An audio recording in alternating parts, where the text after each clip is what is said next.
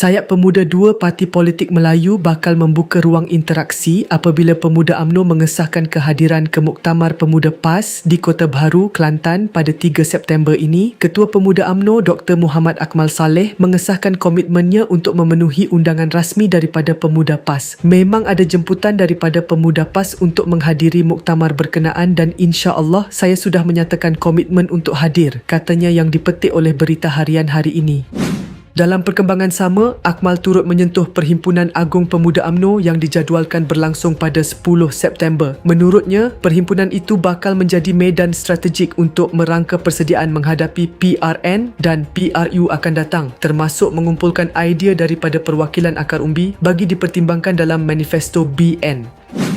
Pada perhimpunan itu nanti kita akan buka untuk perwakilan mencadangkan perkara terbaik untuk dimasukkan dalam manifesto Barisan Nasional dalam mendepani PRU. Kita akan dengar pandangan serta cadangan daripada perwakilan dan seterusnya dibawa berbincang ke peringkat tertinggi parti untuk diputuskan.